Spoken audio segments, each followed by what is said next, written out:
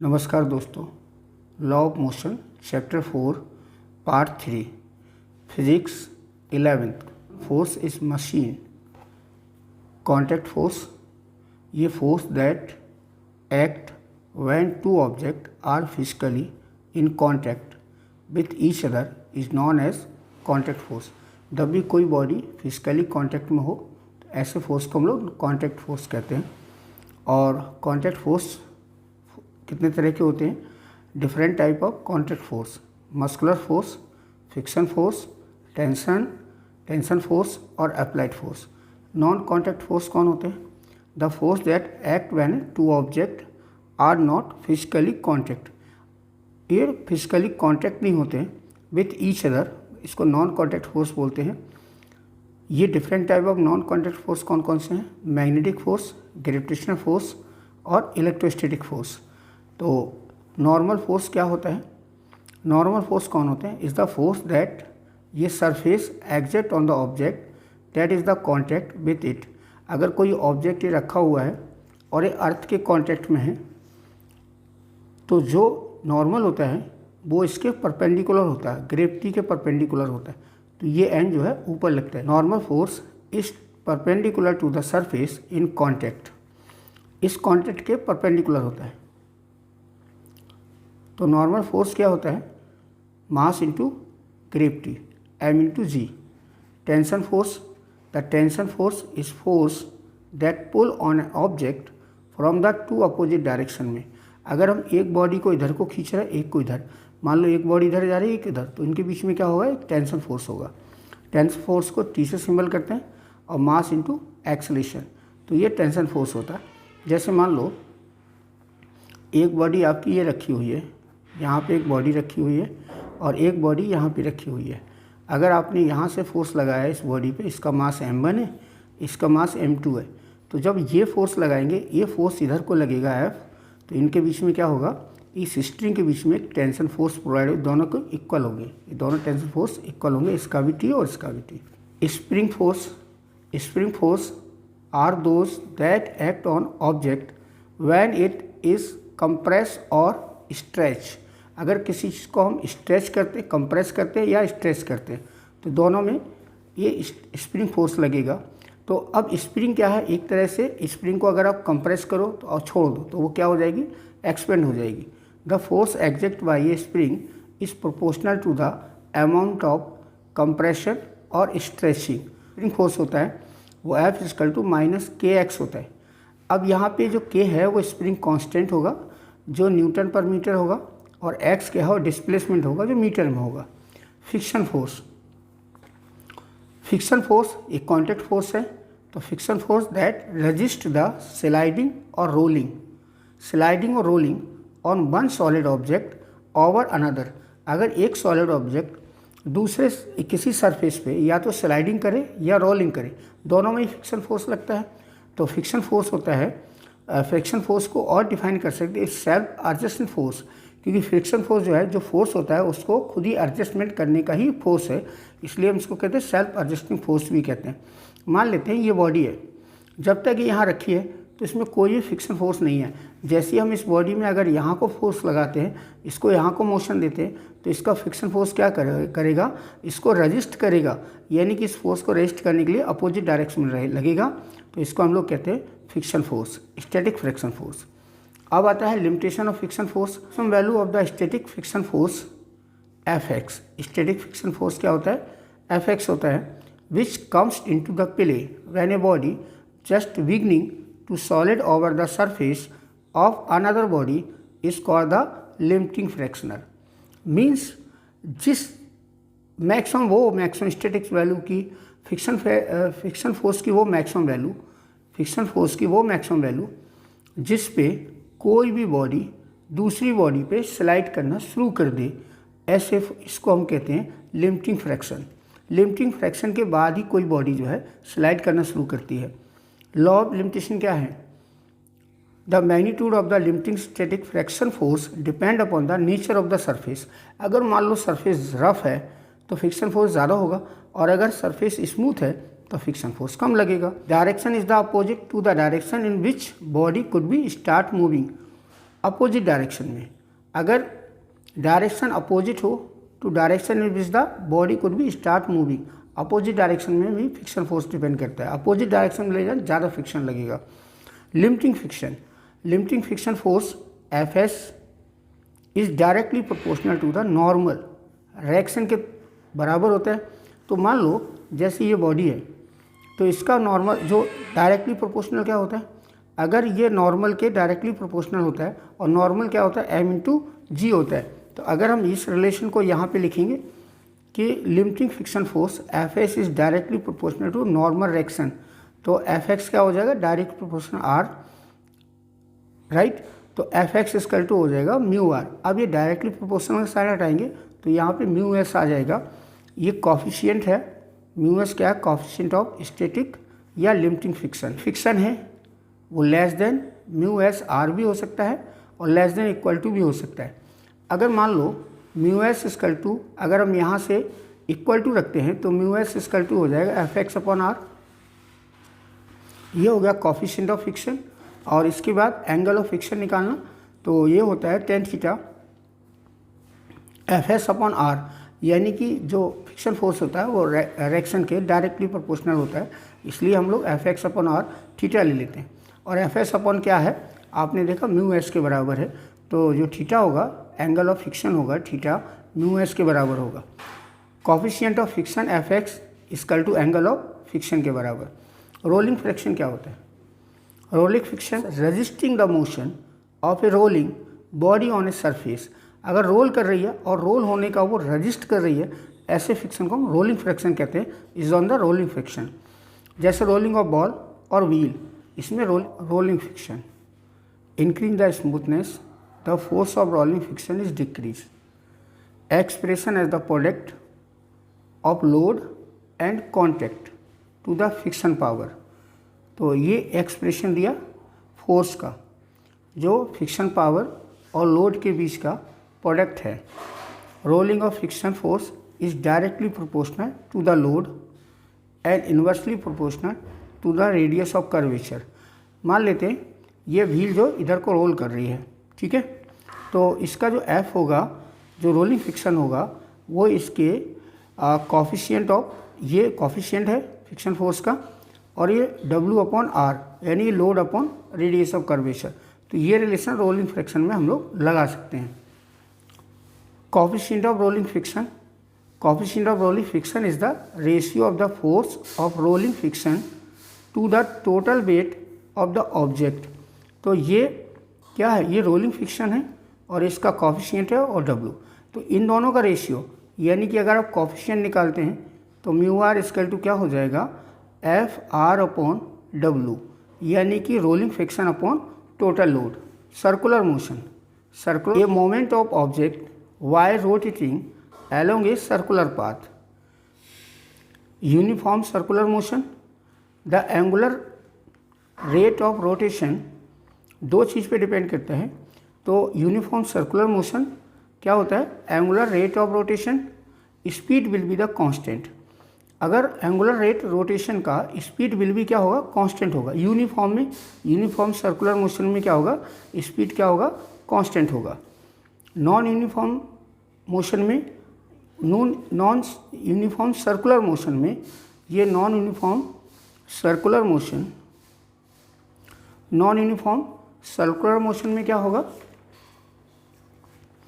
The rate of rotation keep change, इसका जो rate of rotation है वो वही रहता है, बट यहाँ पे रेट ऑफ रोटेशन जो है चेंज हो जाता है। Examples, satellite that revolves around the earth, तो जो सैटेलाइट है वो अर्थ के अराउंड घूमते हैं due to uniform circular motion की वजह से, ये सर्कुलर मोशन का एग्जांपल है। रोटेटिंग सीलिंग फैन, ये भी सर्कुलर मोशन का एग्जांपल है। मूविंग द कार्ड व्हील्स, इधर को मूव कर रही है जिसकी वेलोसिटी v है, तो ये रेडियस ऑफ कर्वेचर है। और इसमें जो फोर्स लगेगा, अगर वो ऐसे घूम रही है, ऐसे टर्न करके जा रही है, तो जो आप देखते हो रोड जब टर्न होते हैं तो एक साइड में उठे होते हैं, इस साइड में ऐसे होते हैं, अप होते हैं, तो यहाँ जानते हैं और इसके चारों तरफ ऐसे घुमाते, ऐसे ऐसे घुमाते। तो घुमाने के बाद ये जो है बॉडी वो इधर को मोशन में होगा, तो इसका रेडियस यहाँ से होगा जहाँ आप पकड़े हुए हैं, और इसके अंदर क्या लगेगा, ये लगेगा सेंटीमीटर फोर्स। तो सेंटीमीटर फोर्स क्या होता है, सेंटीमीटर फोर्स होता है mv²/r। Motion of a car on A level road. अगर सीधे रोड पे कार लेवल रोड पे जा रही है तो उसको हम लोग कैसे उसकी वेलोसिटी कैलकुलेट करेंगे, तो ये कैसे पता करेंगे, देखिए अगर मान लो एक ये व्हीकल्स है जो लेवल रोड पे मूव कर रही है, तो इसका जो मास होगा वो नीचे लगेगा और जो नॉर्मल है वो इस कॉन्टैक्ट के परपेंडिकुलर होगा। और ये क्या लगेगा, यहाँ पे एक फोर्स लगेगा जिसको हम लोग कहते हैं mv²/r।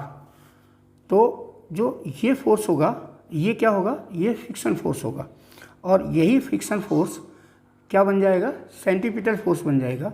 तो फ्रिक्शन फोर्स क्या होता है, friction force mu static coefficient of static friction into normal. तो फ्रिक्शन फोर्स हो जाएगा म्यू एस एन। तो इसको हम लोग कैसे कैलकुलेट करते हैं, अगर हम इस नॉर्मल को इसका रिलेशन निकालें तो क्या निकलेगा, देखिए आप m minus N minus M G equal to क्या हो गया 0। वो आप परपेंडिकुलर कंपोनेंट ले लिए तो n इक्वल टू क्या हो जाएगा एम जी के बराबर।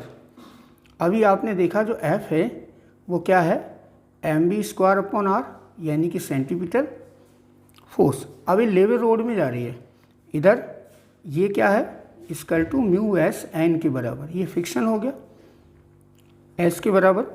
तो अगर हम लोग ये क्या हो जाएगा, इसके बराबर हो जाएगा, यानी कि mv²/r इक्वल टू हो जाएगा म्यू एस एन के बराबर। और एन की वैल्यू ये दे रखी है तो इसमें रखेंगे म्यू एस एम इंटू जी। ये एन यहाँ से ले लेंगे, यहाँ रखेंगे तो क्या हो जाएगा ये।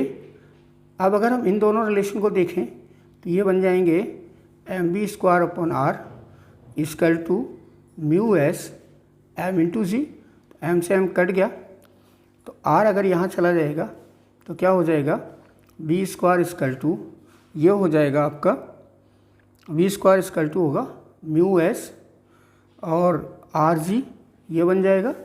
तो v क्या हो जाएगा root mu S R G इसके बराबर हो जाएगा, यानी कि कोएफिशिएंट और आर जी के बराबर। ये एक रिलेशन यहाँ पे निकल जाएगा। अगला है दूसरी कंडीशन होती है बैंकेड रोड। तो अगर आप कभी भी बैंकेड रोड की बात करें तो जहाँ पे एकदम से टर्निंग होती है या मोड़ होती है तो उस जगह एक साइड के रोड ऐसे उठे रहते हैं, थोड़े से उठ जाते हैं, एक साइड के उठे हुए रोड होते हैं, तो उसको हम कहते हैं बैंकेड रोड। तो बैंकेड रोड में जो ये व्हीकल्स हैं, मान लो ये साइड आपका अप है, कुछ थीटा एंगल से बनाई जाती है ऐसी रोड।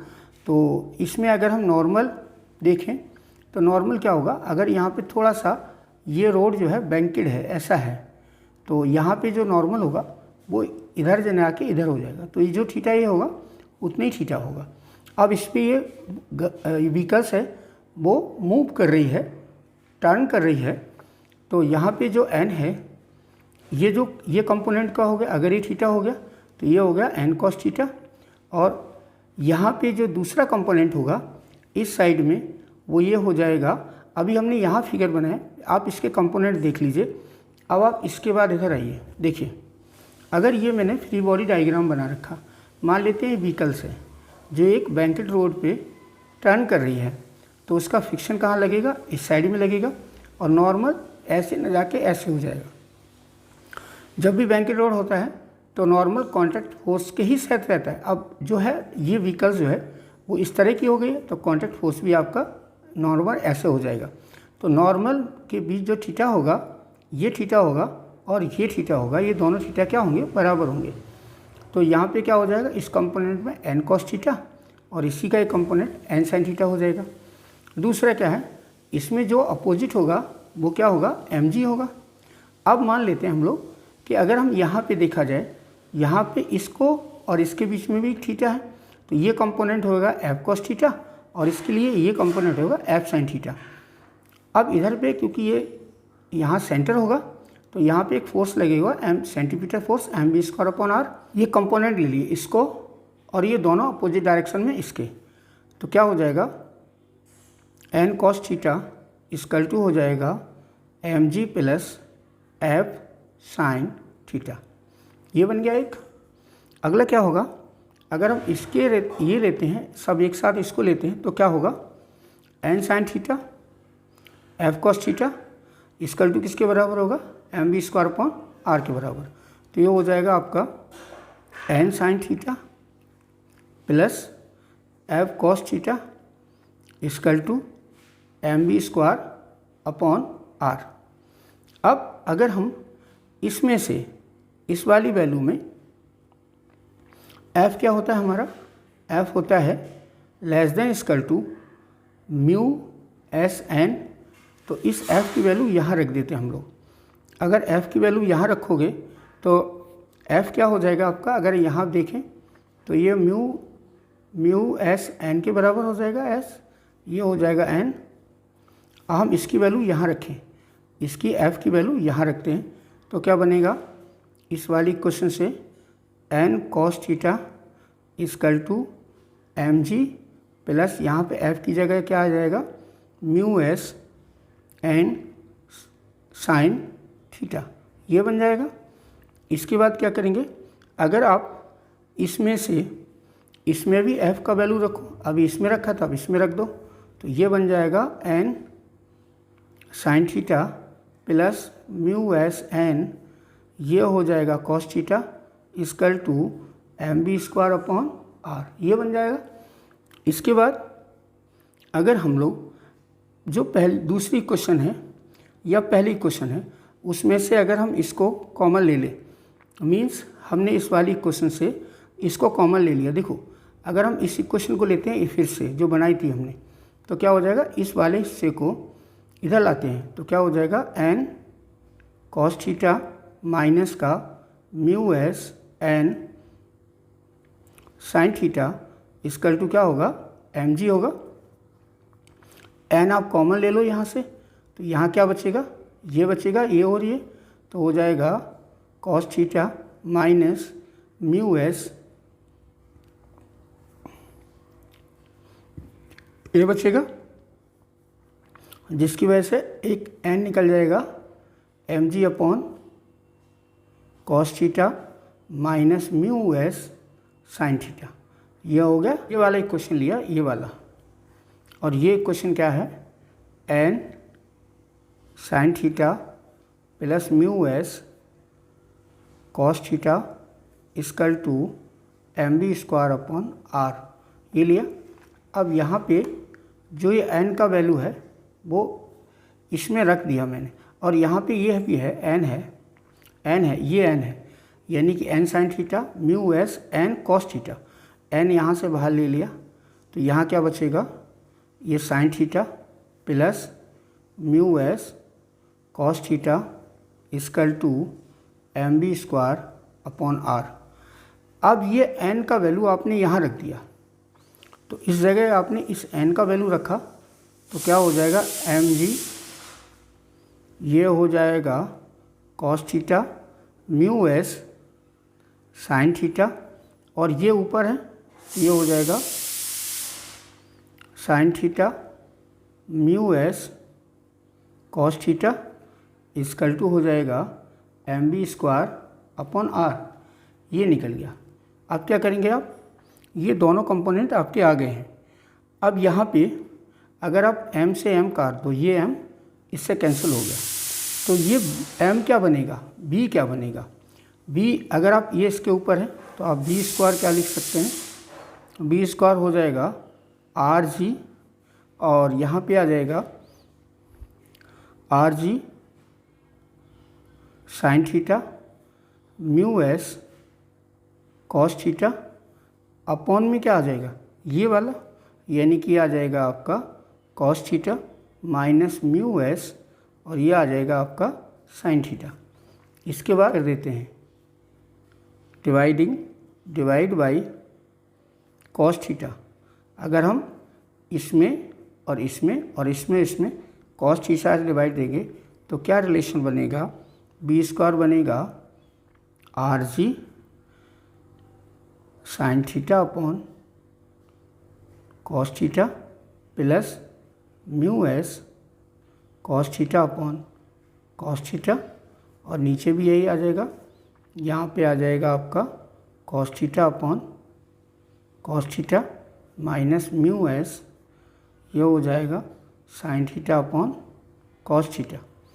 तो अगर हम लोग v² करते हैं तो ये आ जाएगा आर जी, और यहाँ क्या आ जाएगा, ये आ जाएगा tan theta plus mu S, इतना आ जाएगा, और यहाँ पे आ जाएगा 1 minus mu S tan theta, ये बन जाएगा, इधर ये बन जाएगा। अब जब ये रिलेशन बनेगा तो अगर ये स्क्वायर है तो यहाँ क्या हो जाएगा, रूट आ जाएगा, b निकालेंगे तो क्या बनेगा, ये बनेगा are G tan theta plus mu S, और नीचे आ जाएगा 1 minus mu S ten theta, और रूट की जगह 1/2 आ जाएगा, ये आ जाएगा 1/2। तो ये निकल गया b का रिलेशन, मैक्सिमम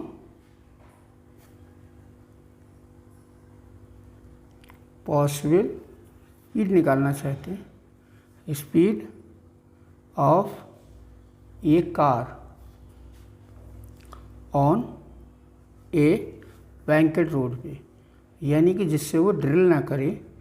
तो अगर बैंकेट रोड पे आप मैक्सिमम स्पीड कैसे टर्न करें, तो यहाँ पे म्यू एस इक्वल टू 0 होगा, यानी कि अगर फ्रिक्शन 0 है तो आपका जो मैक्सिमम वेलोसिटी होगा वो मैक्सिमम वेलोसिटी होगा है कि अगर हम म्यू 0 रखेंगे तो ये टेन थीटा आ जाएगा और ये 0 हो जाएगा, equal to R G tan theta, और ये पावर रहेगा 1/2। तो ये वो मैक्सिमम वेलोसिटी है जिससे हम लोग maximum possible speed of a car on a banked road mu S equal to, क्योंकि यहाँ फ्रिक्शन हम लोग नहीं लेंगे, अगर फ्रिक्शन 0 है तब इस कंडीशन में आएगा ही, कम से कम मैक्सिमम स्पीड इसमें हो। अगर आपने इससे थोड़ा ज़्यादा वैल्यू बढ़ा दी, ज़्यादा स्पीड बढ़ा दी, तो जो है गाड़ी जो है पलट सकती है, ड्रिल हो सकती है। Thank you.